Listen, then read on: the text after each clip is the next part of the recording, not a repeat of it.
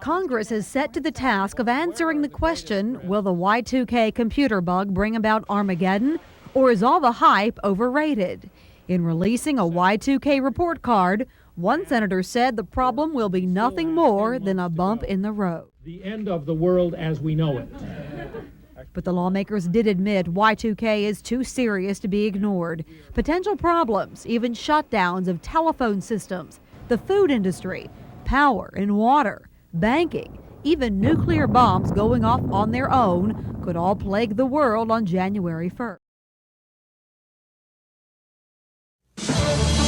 Election Day, the day to choose a new president for a new century. A big call to make. CNN announces that we call Florida in the Al Gore column. Now, George W. Bush has to look to Michigan, Pennsylvania, Ohio, and those smaller states really become critical. Karl Rove was telling us, I saw was quoted just the other day as saying that there were a number of ways they could win this election without Florida. As I said, I believe when it's all said and done that obviously this is a close election, that my brother will win. If I'm about to steal an election, the first thing I'm going to do is say they are going to steal. We'd like America to know how the presidential election is being stolen at this time in Miami-Dade County, Florida. The U.S. Supreme Court has spoken. Let there be no doubt, while I strongly disagree with the court's decision, I accept it. Just before 10 a.m., a call comes through from the vice president.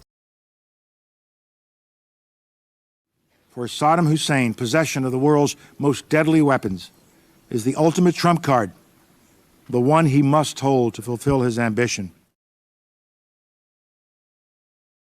American and coalition forces are in the early stages of military operations to disarm Iraq, to free its people, and to defend the world from grave danger.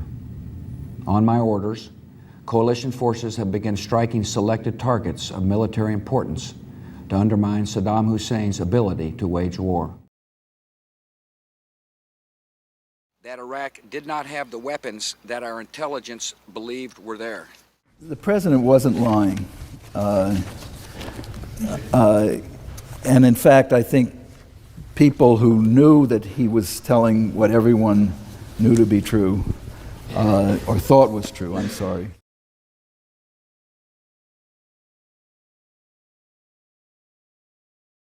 It was one of the most profound events in generations with huge consequences for the American economy and households throughout the country. A crash that most experts did not foresee. Its effects and of the recession that followed on income, wealth, inequality, and our politics are still with us.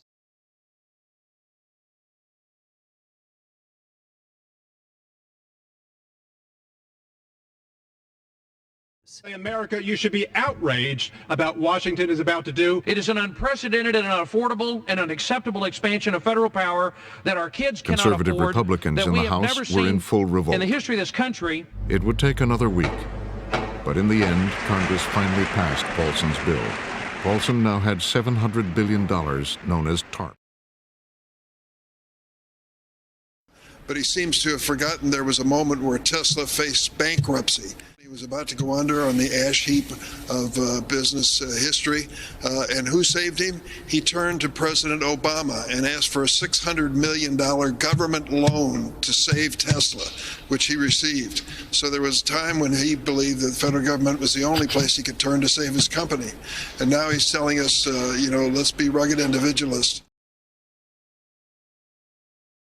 Senate Republicans have collected signatures on a letter which pledges to block everything unrelated to tax cuts and spending.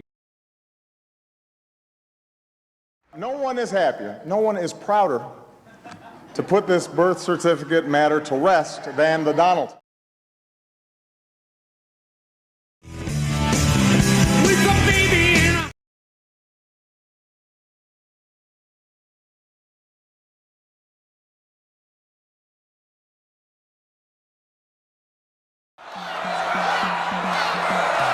It has become a Republican convention rallying cry. Lock her up.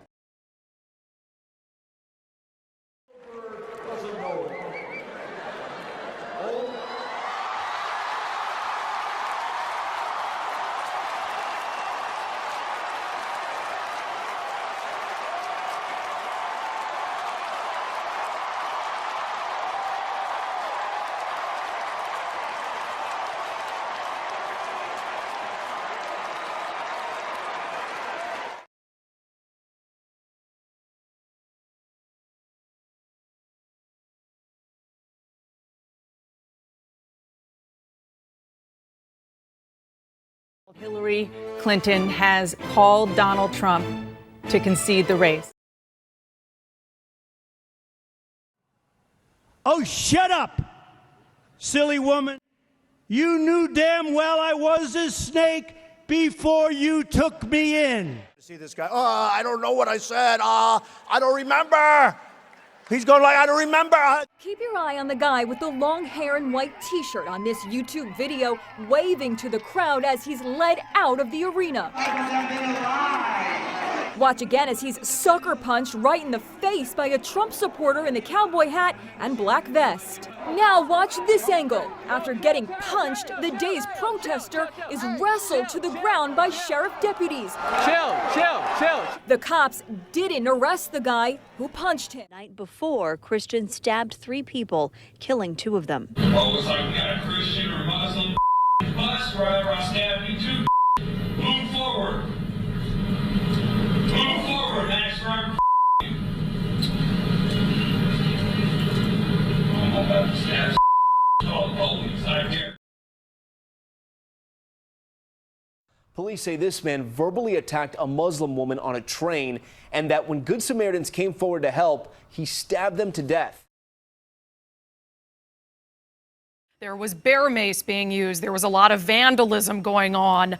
And as you can see from these images, not a police officer really anywhere to be found in downtown Portland over the weekend. I saw this horrible video of anarchists throwing a female independent journalist to the ground and then pepper spraying her when she went to try to retrieve some of her gear. All of Americans must make the same sacrifice. We continue to ask you to follow the presidential guidelines of no groups coming together of more than 10, that if anyone in the household is sick, that everyone quarantines in the household together. Tonight, the Wisconsin lieutenant governor reacted to the charges and why Rittenhouse was even in Kenosha. These armed men who have no connection to even this state. Yeah, we have some pretty interesting news to report, Anthony. Do you want to talk about the fact that both Biden and Warren look like they're not on pace to get any delegates? They are not on pace to get delegates. So thank the people of New Hampshire for a great victory tonight. This victory here is the beginning of the end for Donald Trump.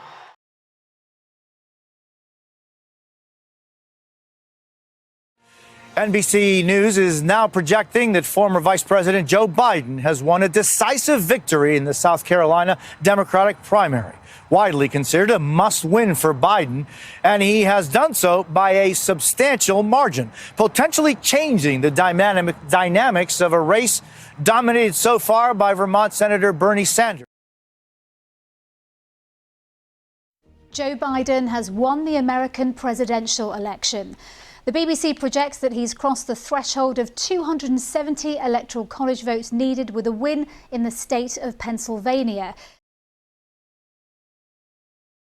We're going to walk down, and I'll be there with you. We're going to walk down.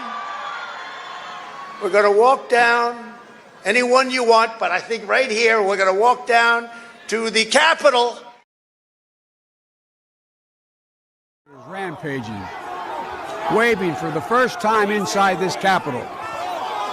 Confederate flag that symbolized the cause. Start making a list, put all those names down, and we start hunting them down one by one.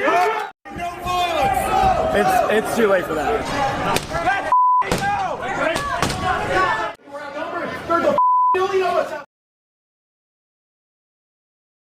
Swear. I, Joseph Robinette Biden Jr., do solemnly swear.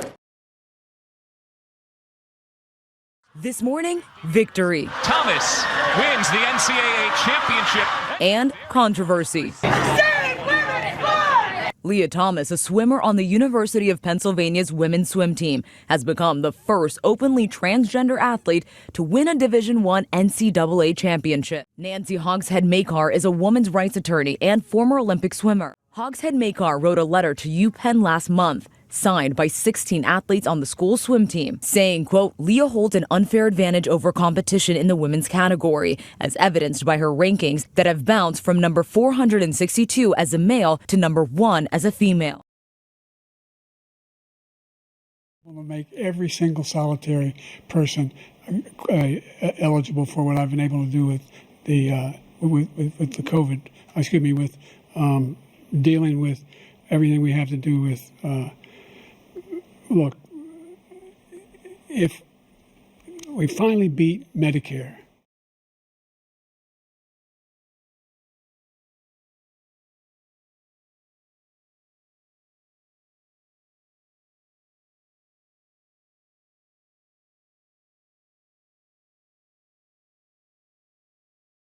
NBC News projecting that Wisconsin was won by Donald Trump, and therefore, as you see on your screen, we are now projecting that the next president of the United States is Donald Trump. He will reclaim the White House. The 45th president of the United States will become the 47th president of the United States, being elected for non-consecutive terms, a feat that has not been achieved since Grover Cleveland did it back in 1892.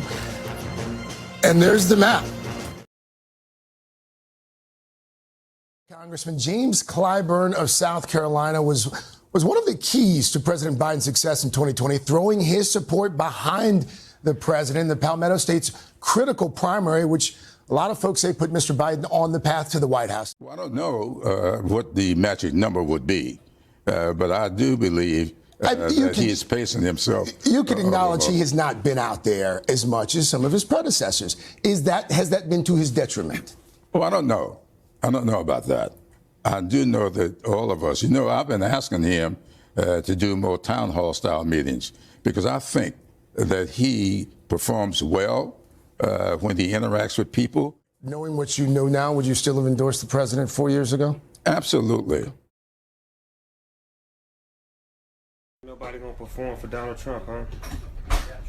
Which one of you jigaboo ass niggas?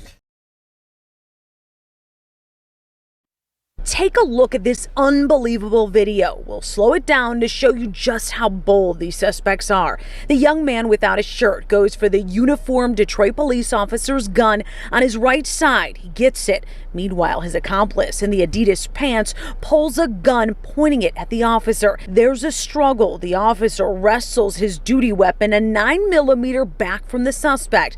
The two run off. The officer does not shoot at them. If they would do that to a uniformed police officer, can you imagine what they would do to a regular citizen? Investigators have identified both suspects. They've executed 2 search warrants at their homes and are in contact with their parent. Let freedom ring from Stone Mountain, Georgia. Let freedom ring from Lookout Mountain of Tennessee.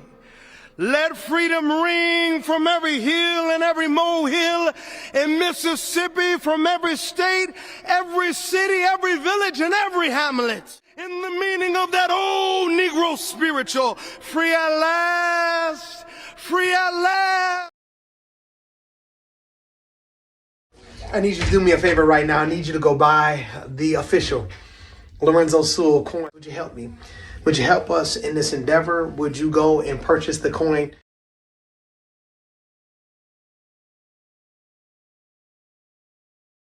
Florida man's facing 2 charges of attempted second-degree murder for firing 17 shots at another car. The man, Mordechai Brafman, told police he targeted the car because he thought the passengers were Palestinian. It turned out the men who were shot were 2 Israelis, a father and son, visiting Miami.